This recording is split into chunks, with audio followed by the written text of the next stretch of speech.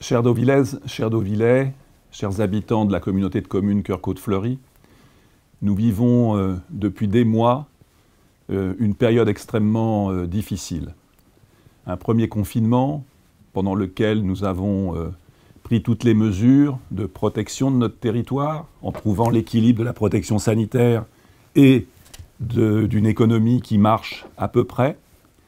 Et puis ça a été le déconfinement avec un été qui économiquement s'est bien passé, mais qui a connu un relâchement au début de l'automne qui nous a amenés à de nouvelles difficultés.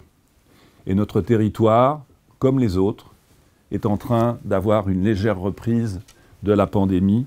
Et c'est évidemment un contre-espoir, cet espoir qui nous avait habité pendant quelques semaines. Alors, avec la reprise de la pandémie, nous avons été amenés à évidemment à nouveau prendre des mesures, d'abord des mesures sanitaires, avec la réorganisation à nouveau du marché, avec l'organisation d'un drive pour les tests antigéniques, avec un travail très en liaison avec nos laboratoires, et nous essayons de limiter la contamination. Des mesures évidemment sociales, notre petite équipe qui est en contact téléphonique permanent avec tous ceux qui ont besoin d'être accompagnés, notre petite équipe s'est remise au travail. C'est 1750 personnes qui ont été jointes par téléphone et qui sont accompagnées autant qu'elles en ont besoin.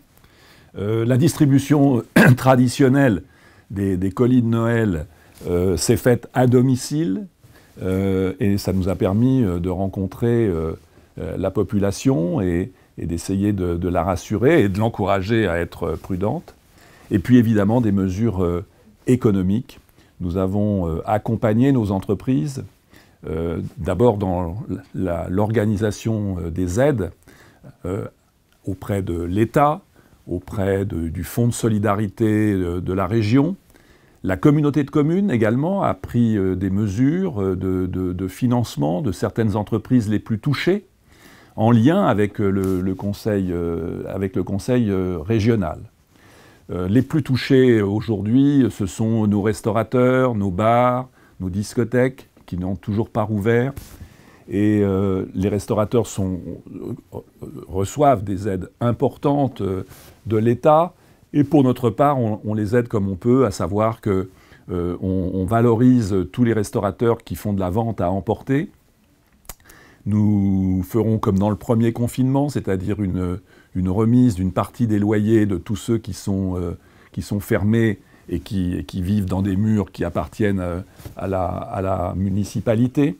Et donc, nous essayons de promouvoir toutes ces activités annexes qui permettent à nos commerces, à nos restaurateurs de survivre.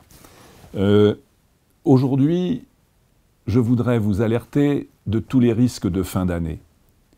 La fin d'année, c'est le moment où on se retrouve pour faire la fête, à Noël d'abord, au jour de l'an ensuite.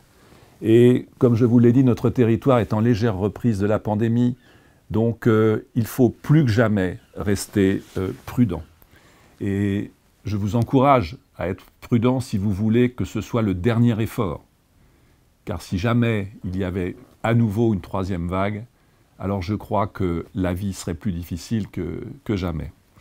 Alors évidemment, ça n'empêche pas les cadeaux, ça n'empêche pas les mots d'amour, les vœux de toutes sortes, les lumières. Nous avons créé une ambiance de fête dans la ville pour accompagner la réouverture de nos commerces.